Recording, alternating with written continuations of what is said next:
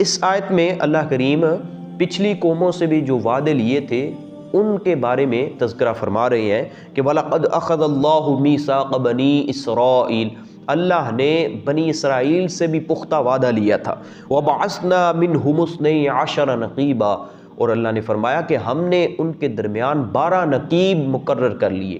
نقیب جو وہ ہوتا ہے کہ جو اپنی قوم سے باخبر ہوتا ہے اور ان کی بہتری اور برتری کا ذمہ دار ہوتا ہے۔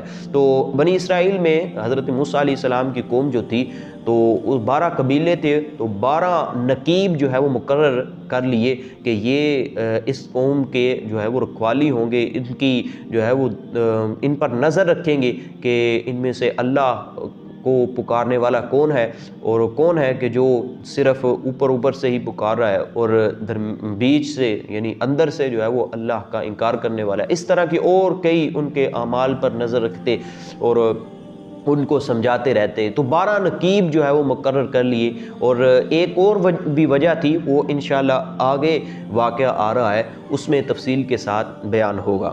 تو 12 نقیب اللہ نے فرمایا کہ ہم نے ان کے درمیان مقرر کر لیے۔ وقال اللہ انی معکم، اور پھر اللہ نے فرمایا کہ میں تمہارے ساتھ ہوں۔ اللہ کی معیت مل رہی تھی۔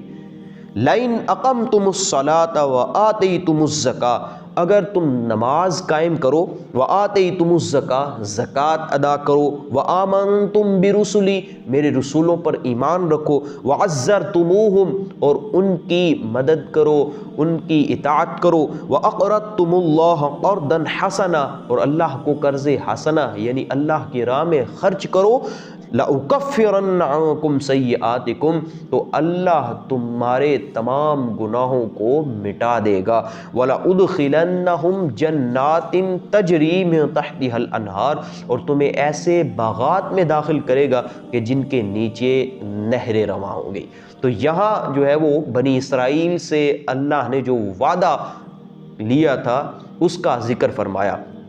اب یہاں 5 اعمال جو ہے وہ ذکر کیے گئے۔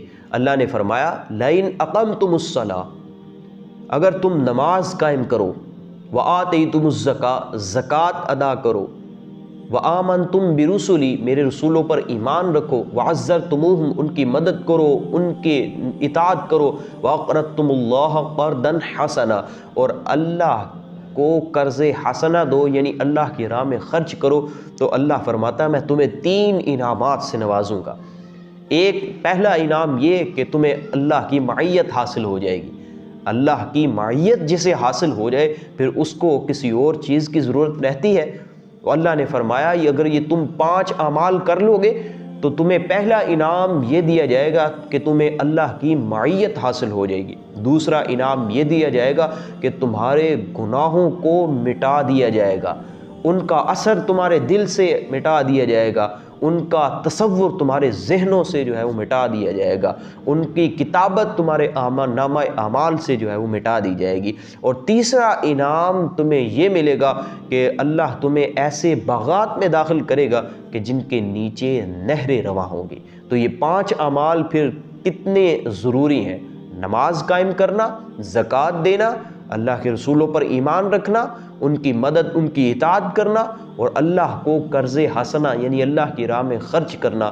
اگر یہ بندہ 5 اعمال کر لیتا ہے تو جب بنی اسرائیل کو یہ 3 انعامات دیے جا رہے ہیں تو ہم تو پھر بھی اللہ کے پیارے محبوب کی امتی ہیں، اللہ ہمیں کتنے انعامات سے نوازے گا۔ اللہ کی معیت حاصل ہو جائے گی، ہمارے تمام گناہ مٹ جائیں گے، ہمیں ایسے باغات میں داخل کیا جائے گا جن کے نیچے نہریں رواں ہوں گی۔ وہ کیا منظر ہوگا، وہ کیا سین ہوگا۔ تو یہ 5 اعمال جو کرتا ہے اللہ ان کو یہ 3 انعامات سے نوازے گا۔